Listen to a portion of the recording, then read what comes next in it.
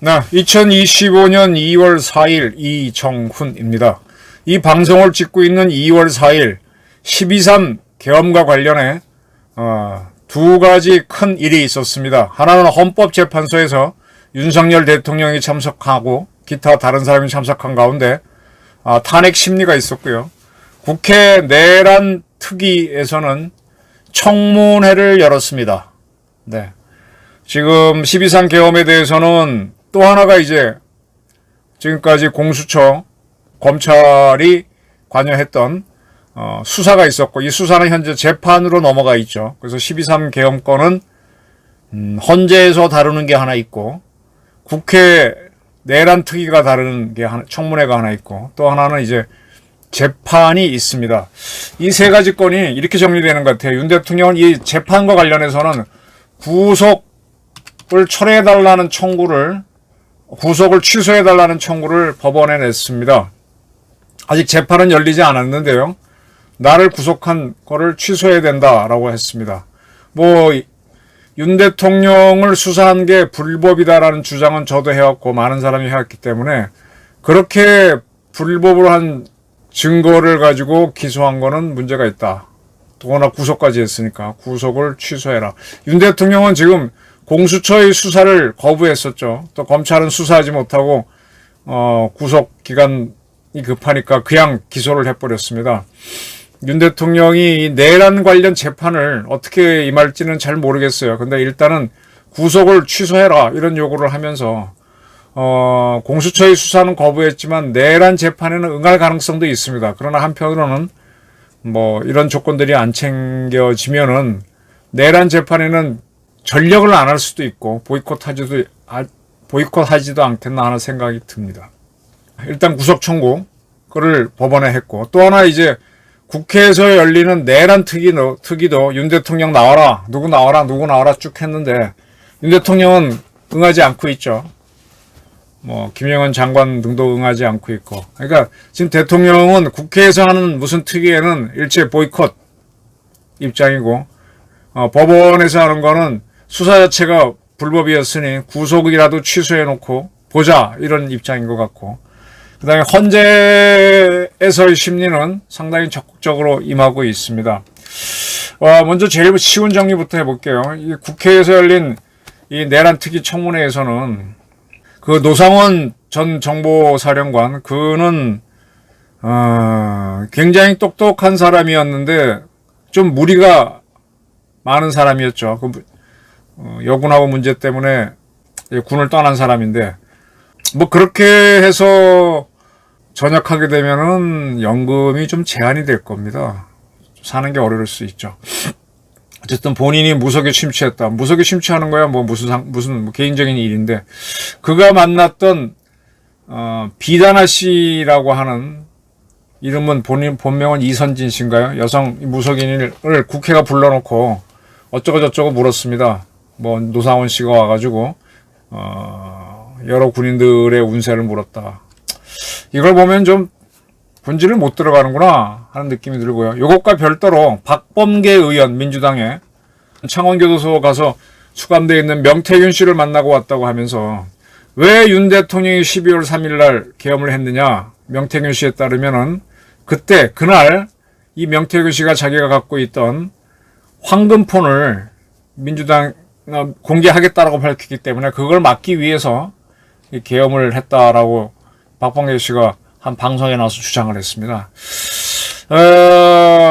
비다나 씨라고 하는 무속인을 부르고, 또 박범계 씨가 명태균의 말을 전달하는 거는 계속 이 계엄 자체를 희화화하고 윤 대통령을 조롱하기 위한 걸로 보이죠.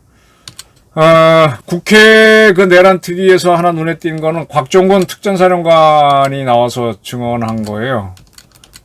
곽 사령관은 양심선언을 했다라고 부승찬 민주당 의원이 밝혔습니다.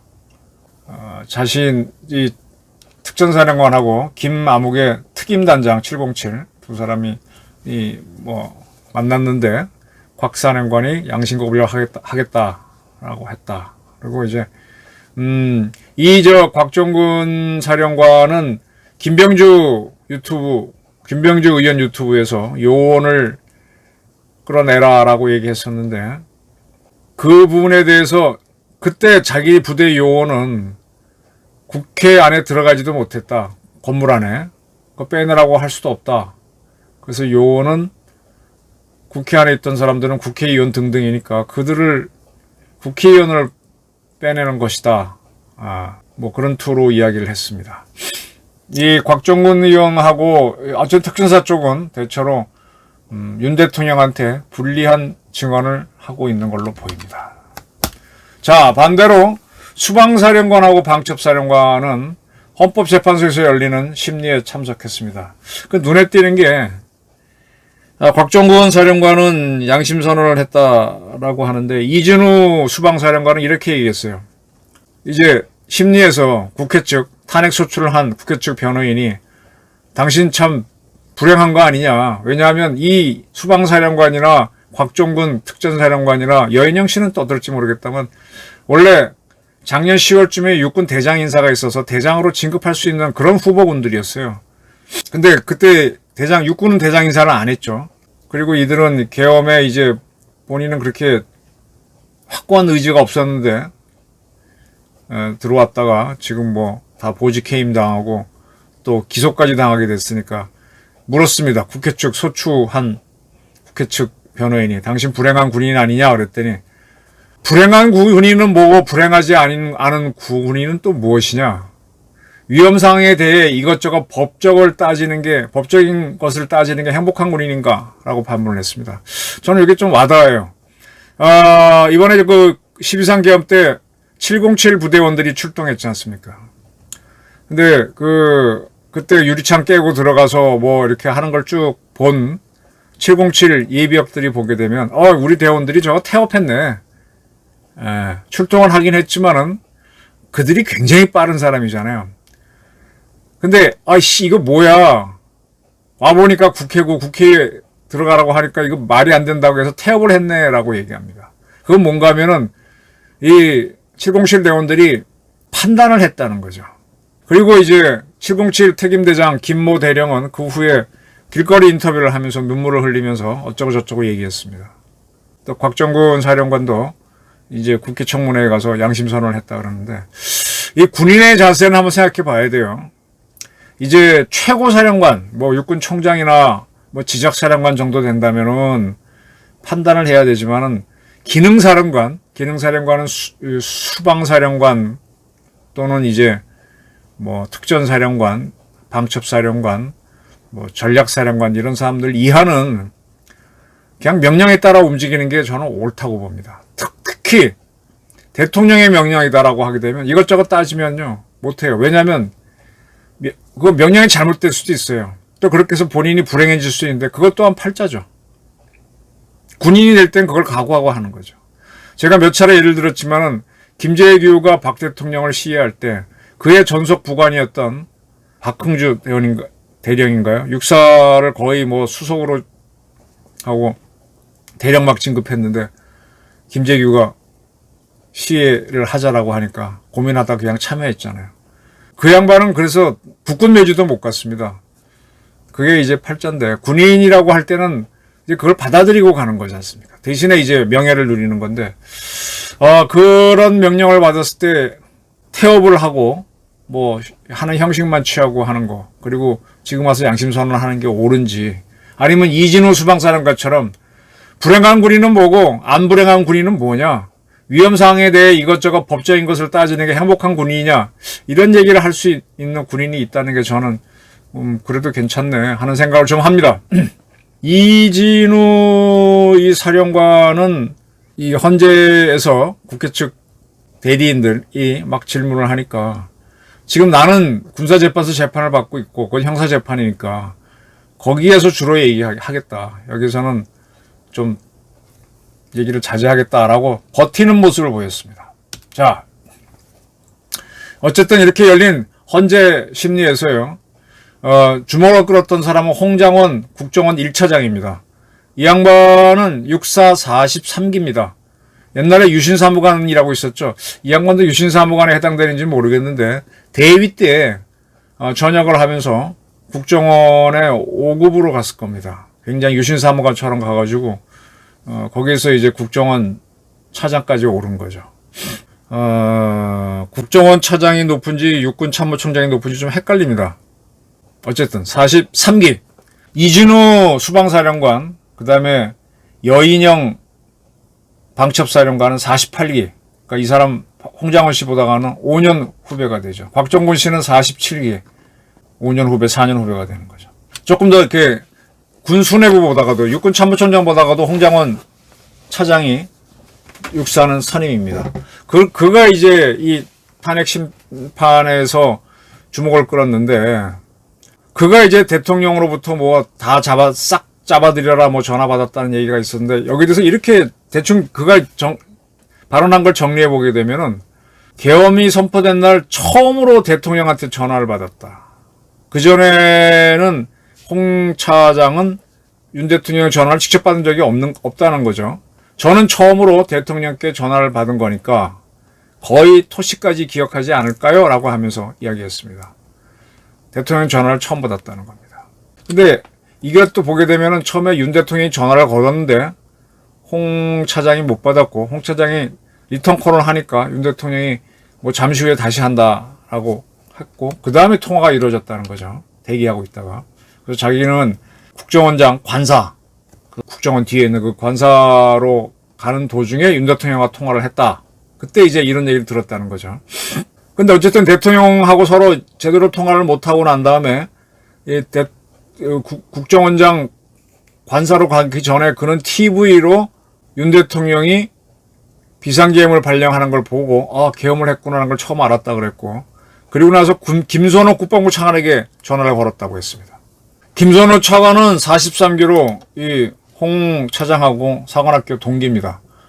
그래서 이게 뭐냐라고 하니까 이 차관도 나도 TV 보고 몰랐다. 이제 거의 뭐 이제 처음 안 거죠. 그래서 나도 좀 알아봐야 되겠다라고 하면서 국방부로 출근을 했다라는 겁니다. 그런 다음에 그가 여인영 방첩사령관에게 전화를 걸었다는 거예요. 근데 여사령관, 이게 사관학교 5년 후배니까 여사령관도 우리도 모르겠다. 그냥 위에서 시키는 걸로 하는 거다. 뭐 이렇게 좀 얼버무리면서 끝냈다는 겁니다. 그리고 나서 이제 조태용 국정원장 관사로 가는데 윤 대통령이 다시 전화가 와가지고 싹 다 잡아들이라 그렇게 말을 했다는 거예요. 국정원에 대홍수사권을 줄 테니 방첩사령부를 도우라.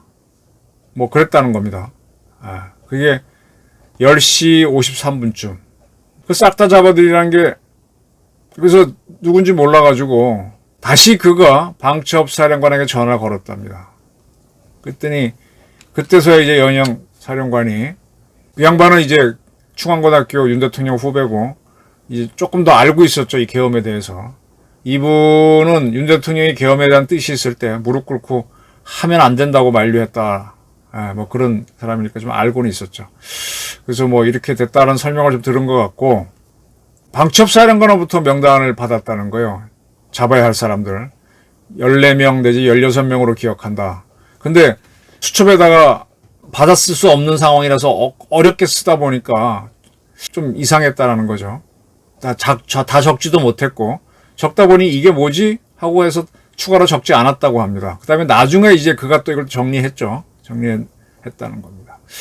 이것이 이제 정치인들을 잡아라 라는 걸로 해석이 되면서 이 계엄이 내란이다 뭐 이렇게 흘러가는 것 같은데, 지금까지 이 나온 자료를 보게 되면 윤 대통령이 누구누구를 잡아라 명단을 부른 게 아니라 방첩사령관이 불러줬다는 거잖아요.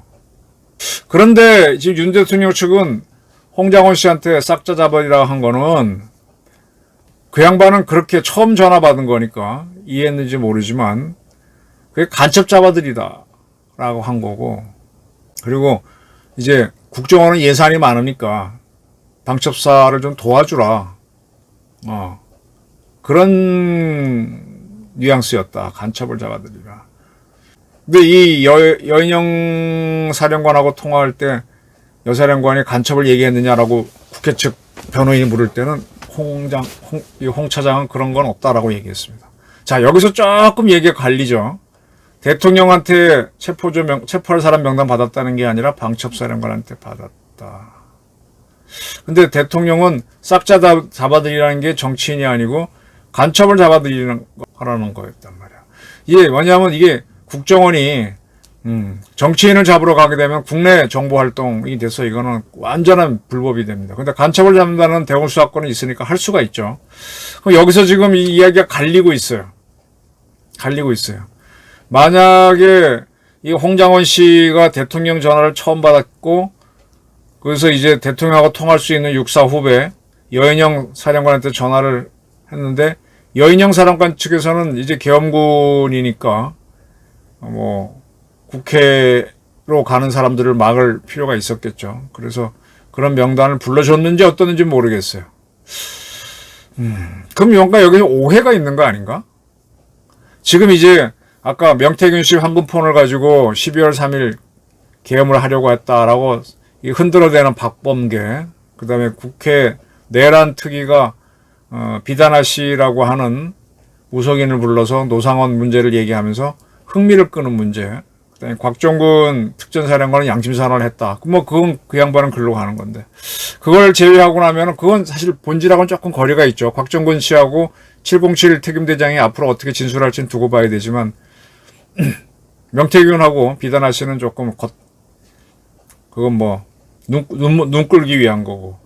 그러면은 이제 여인영 이진우 씨가 문제인데, 이진우 씨는 자기는 군인으로서 명령받은 대로 하는 거에 충실했고, 얘기할 건 하고 안 할 건 안 하겠다는 거고, 여기에 지금 홍장원 국정원 차장이 갑자기 뛰어들어가지고 정치인을 잡으려고 했다라고 하는데, 그게 직접 윤 대통령의 명령이 아니다 그러면 좀 뭐가 헷갈리게 되는 겁니다.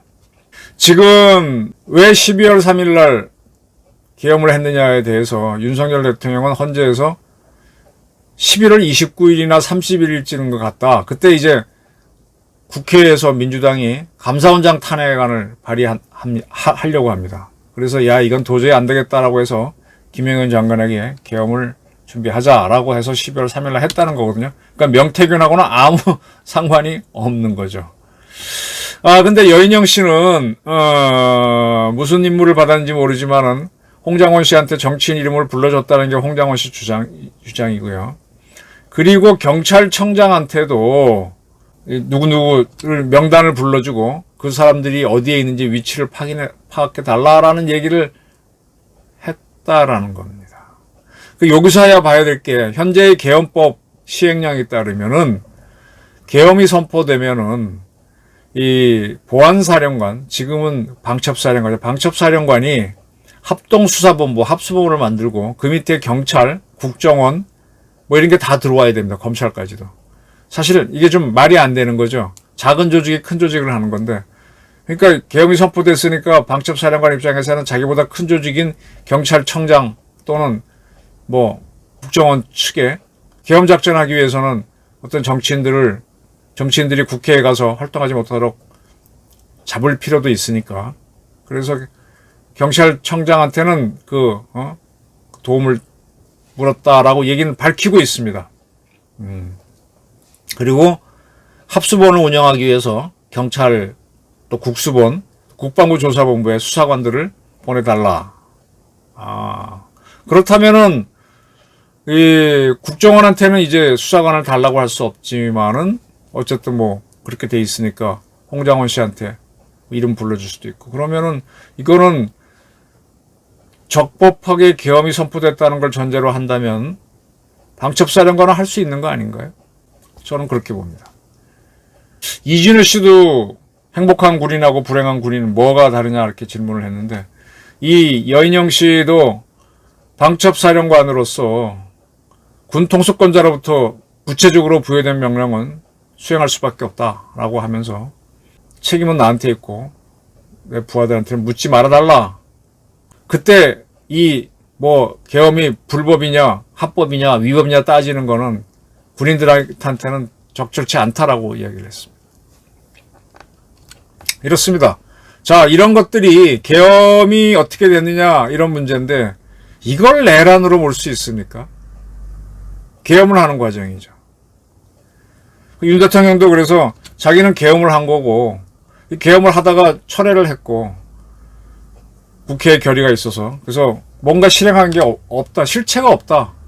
근데 이거를 이렇게 몰고 가는 거는 호수에 뜬 달 그림자를 호수에 달이 있는데 그걸 그림자 아무리 잡아봐야 잡히나요? 그러니까 뭐가 잘 안 잡혀요. 뭔가 있는 것 같지만 허상이다. 이렇게 주장을 했습니다.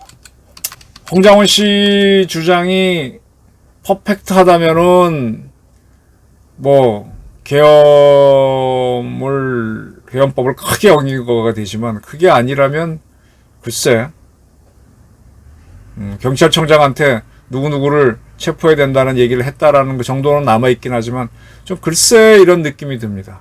근데 이것저것 따져도 내란은 아니라는 게 저희 판단입니다. 자, 헌재는 이걸 어떻게 판단할까요? 헌재는 내란이 아닌 것 같고도 대통령을 탄핵 인용해서 파면할 수 있습니다. 그거는 박근혜 대통령 사건에서 이미 드러났죠. 근데 지금 국회는 내란죄 혐의로 윤 대통령을 탄핵 소추해놓고 헌재랑 얘기해서 내란을 빼겠다 그러는데 그 빼겠다 그랬으면 탄핵 소추안을 다시 만들어야 되잖아요. 근데 그 과정 없이 했습니다. 지금 우원식 국회의장은 최상목 대행이 국회가 선출한 마은혁 씨를 헌법재판관으로 임명하지 않은 것은 문제다 하고 권한쟁의 심판을 냈는데 그걸 내려면은 국회의 의견을 물어서 국회의원들 의견을 물어서 의원들이 하자고 해야 되는데 단독으로 했거든. 그게 지금 헌재 심리에서 문제가 돼서 연기가 됐지 않습니까? 마찬가지로 탄핵 소추를 할 때도 탄핵 소추안을 바꿨으면 다시 공소장을 바꾸는 거니까 그 과정을 겪어야 되는데 없습니다. 근데 그 겪더라도 결국은 이게 내란이냐는 문제가 부닥칠 겁니다. 저는 이번 사건을 보면서 이진우, 여인영 두 사령관은 그래도 군인이구나 하는 생각을 합니다. 뭐 많이 군인들이 약했다라고 얘기하지만 수방사령관, 방첩사령관은 괜찮다. 그리고 우리 707 부대하고 특전사에 대해서는 좀 실망을 했습니다. 저들이 만약에 이북에 들어가서 작전을 할 때 사지에 빠졌다는 게 확인되면은 작전을 할까요? 이거 우리 죽으라고 집어냈구나. 오히려 투항하지도 않을까? 우리 특전사 정신교육에 좀 문제가 있지 않을까? 그런 생각을 해봅니다. 한국 군부도 이번 사건을 계기로 뭐가 약점인지 철저하게 고쳤으면 합니다. 내란과 계엄령, 군사반란, 군인정신 다 뒤죽박죽이 되어 있는 것이 이번 계엄, 탄핵, 내란 사건의 모습인 것 같습니다. 감사합니다.